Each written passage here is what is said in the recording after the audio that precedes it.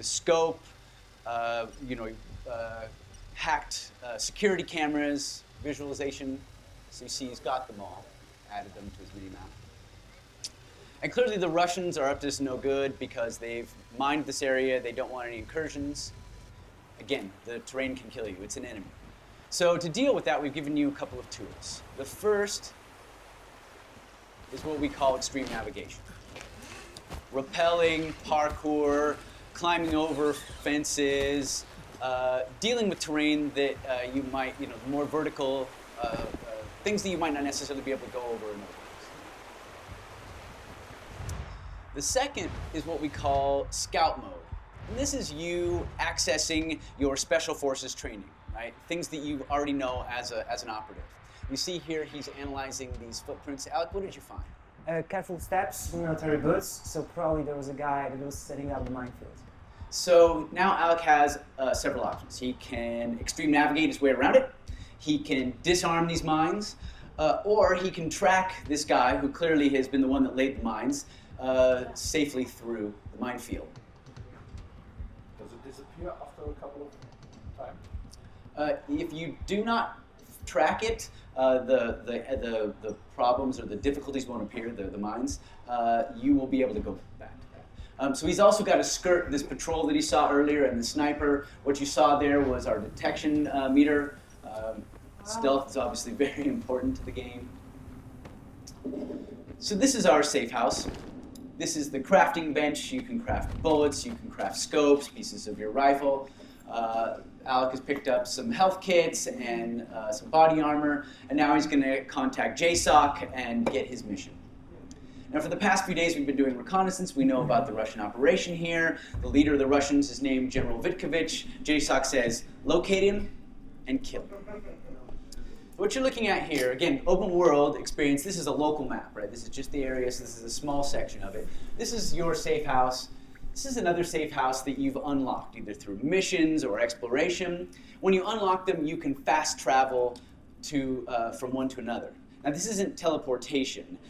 Time does pass. But the conceit is, in an open world, we know that you can safely move from one safe house to the next. So here we are in another safe house. Alec is going to select some weapons for the mission with a name like Sniper. Of course, we've got a bunch of cool rifles, right?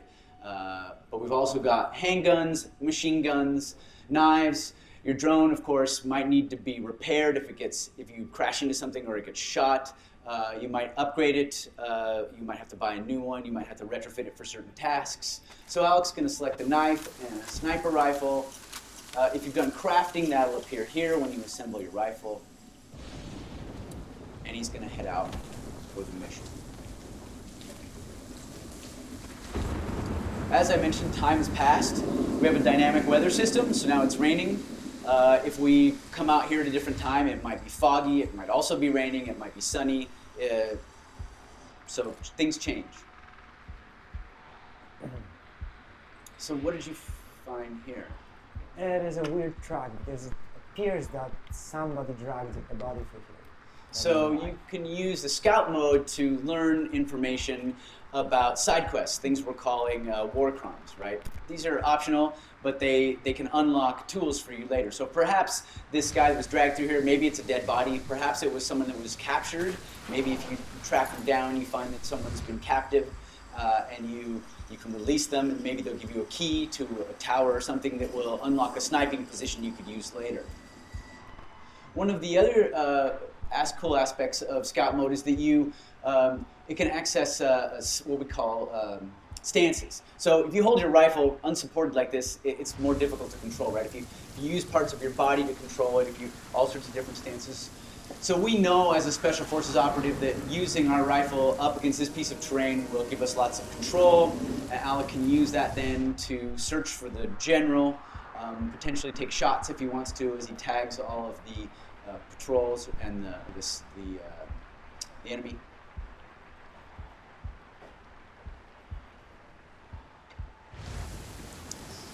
Doesn't look like the general is here.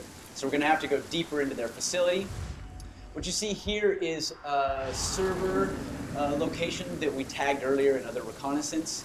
So what we're going to try and do is sneak into the center of their camp, their base, and and we're going to hack into their servers, use their own security cameras to see if we can't locate the gem.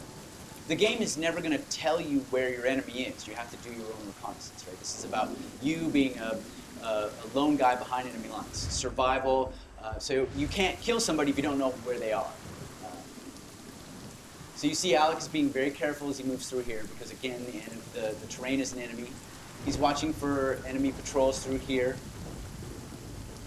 The most direct route to that server is probably down this road.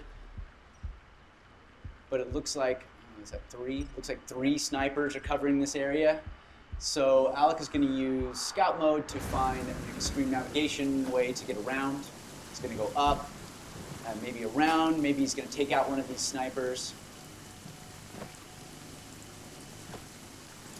As you see, there are vehicles in the game. There'll be some jets that fly over that can detect you. There are helicopters that are searching.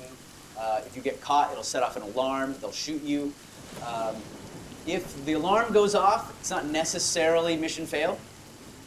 However, it's going to make it a lot harder, right? So what we do is we give you challenges, and we give you tools to deal with those challenges. And it's up to you to decide how you want to tag things, kill certain targets, execute your mission. If he sets off the alarm, that's not going to be good for us. It's going to be probably demo over because we're in the middle of a camp. We're using the same build here as is on the hands-on out here. There are no cheat codes, no developer codes. What did you find here? It's a single trail. It's a sniper probably. So if he's alone, his position is booby-trapped. So usually these guys work, sometimes they work in pairs, a spotter and a sniper. The spotter will also do what they call sniper security, make sure that no one sneaks up on the pair of them while they're doing their work. But since this guy's working alone, our training has told us that he's probably booby-trapped the area. Alec will have to disarm this mine. Now you see he's tagged the guy here, so he has several choices. He can either take him out with his rifle or with his suppressed pistol, but both of those do make some noise. And so it's always going to be safer if he can find a way to do it a little more quietly. No. See, I almost got caught. Right? So now Alec has taken out one of these snipers and has opened up a corridor for him to potentially move through. Now, realism is very important to us. So you're never going to see a guard come out, put his rifle against the wall, light a cigarette. I hope nobody shoots me in the back of the head. They're all going to have duties. They're all going to have orders. They're all going to have a purpose. So in this case, there were sets of snipers that were covering every angle going into this particular camp. And Alec has now opened up one corridor. There are factions in the game. Different groups of people. Some of them are enemies. Some of them are neutral. You can interact with them. In this case, what you're looking at here are Georgians. They're workers. They don't have any weapons, but that doesn't mean that if a foreign special operative pops out of the bushes with a rifle, they're not going to sound the alarm.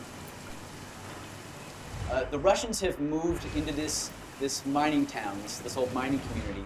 They've taken over the mine, they've forced the Georgians into working for them, and they're building a uranium enrichment processing plant in the old mine. They're doing it over the border in Georgia to avoid international detection. And this is part of why you're being ordered to assassinate this general, because you want to slow down their progress.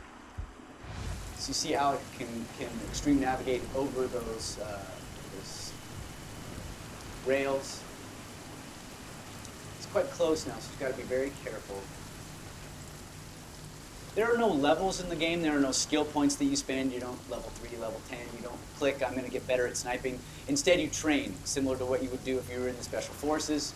The more you use certain caliber rifles, the more you use your knife, the more you disarm things, the better you get at those activities. We think that this adds to the realism.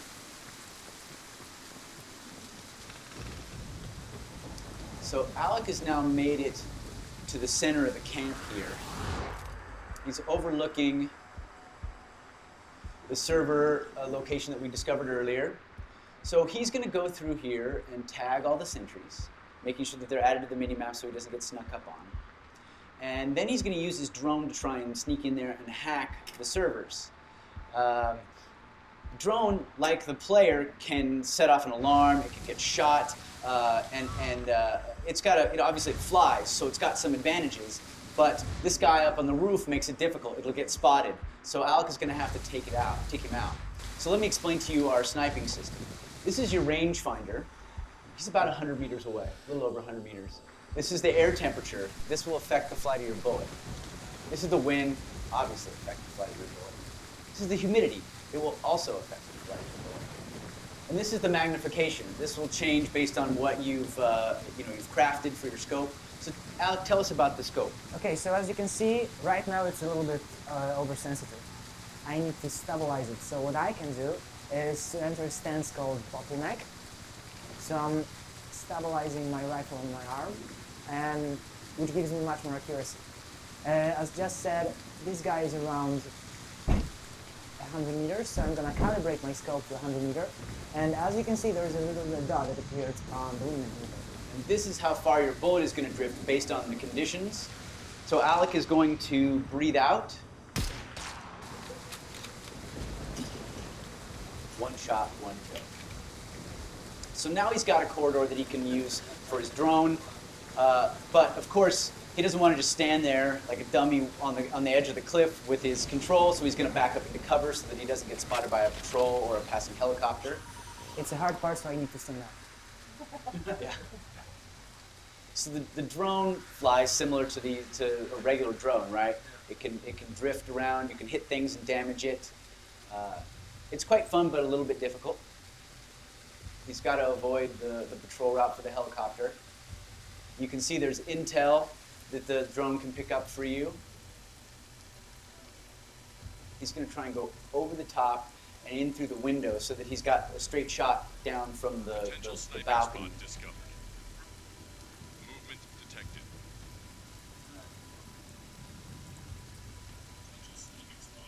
See, it's discovered a sniping spot that you can potentially use for further missions. This is you basically knowing what vantage points would be good to use.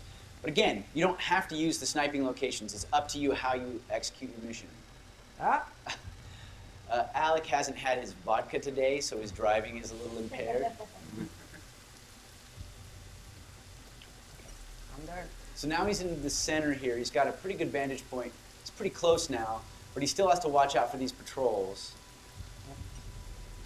And I need to aim into this little small bunker. This is what I call my Luke Skywalker moment. Movement detected. Oh, come on. No. Oh, that's so right. Movement detected.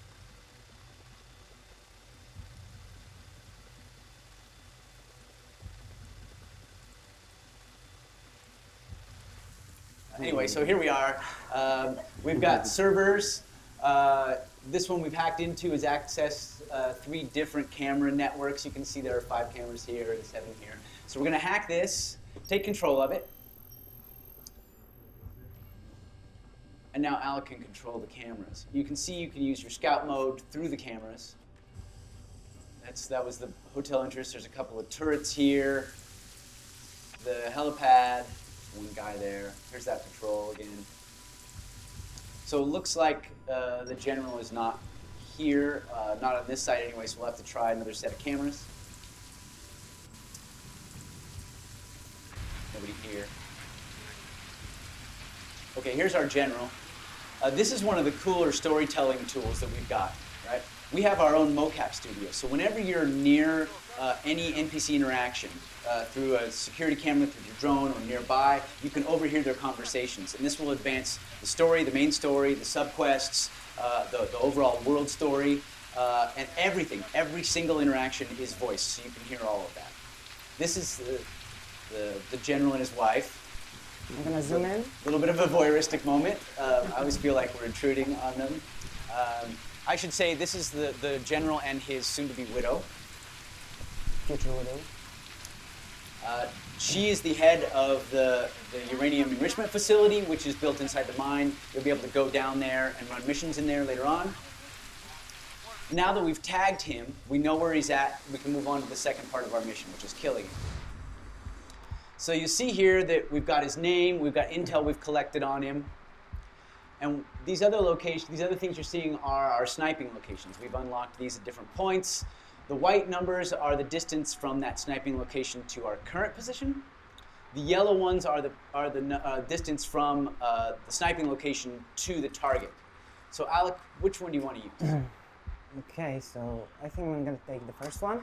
It's This one? the closest to my location right now, and it's the longest shot. So yeah, You're going to show off your sniping skills. I'm gonna say that, but after the drone, I don't Yeah, know. right? Yeah, I'm not Can- sure anymore. Can you look real quick back? Yeah. So you see this one location is only 3 meters away from our general.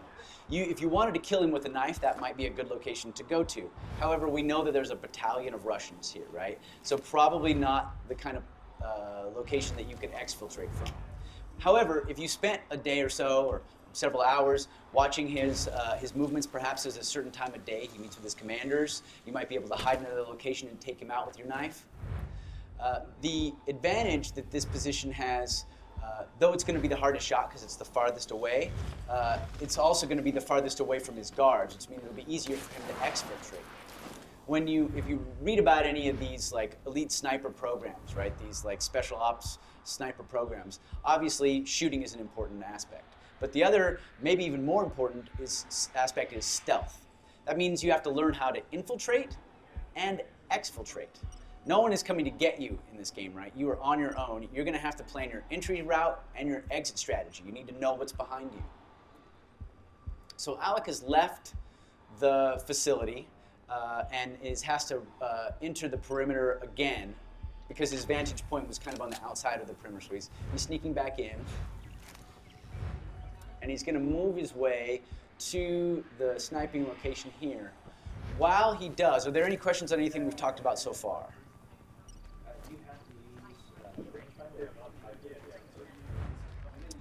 Using what?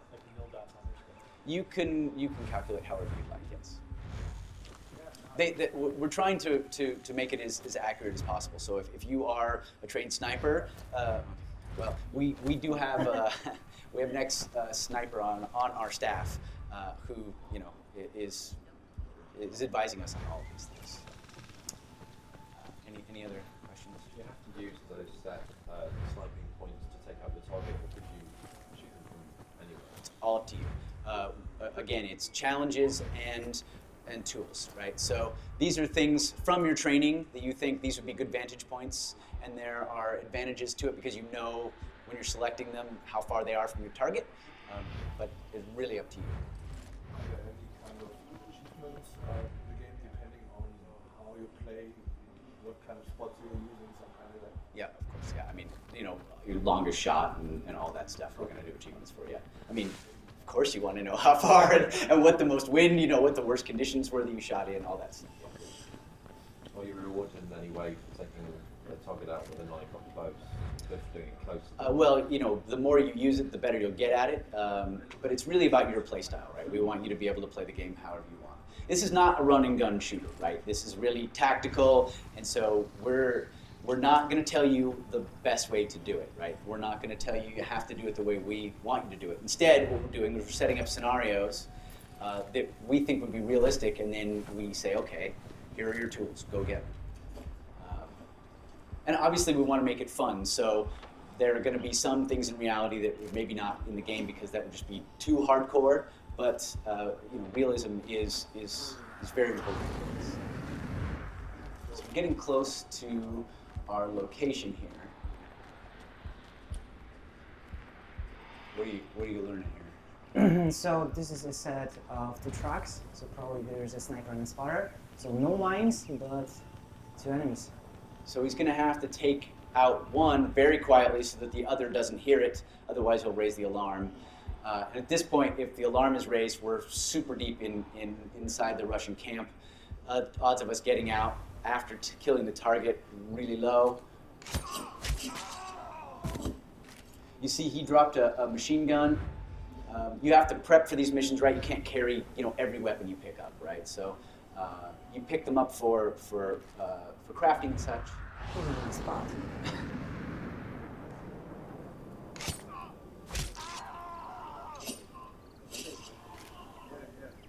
Okay, so now our spot is clear.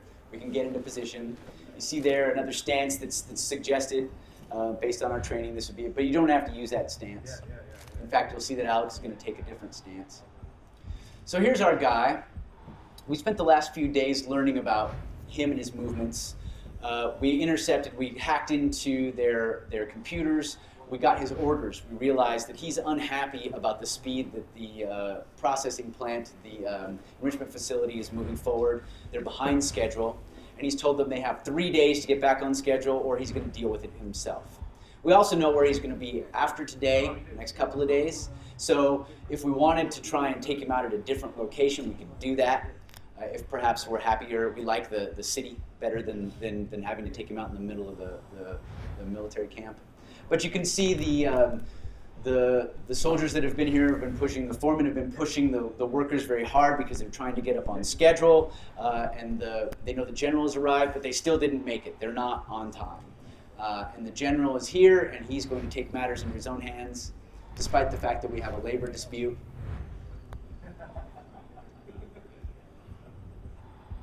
Oh my God.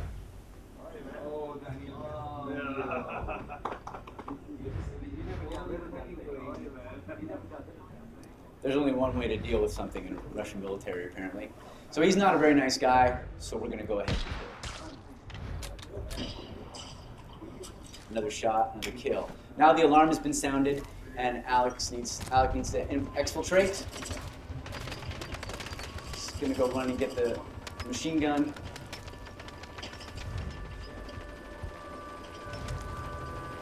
So for the demo, we said, just for time, we're going to go ahead and send a Black Hawk in and exfiltrate him, pick him up. Also, choppers are just cool. But in the actual game, this will never happen. You will not be picked up by a helicopter that just suddenly drops in. You're now going to be responsible for your own exit strategy. And that's the demo.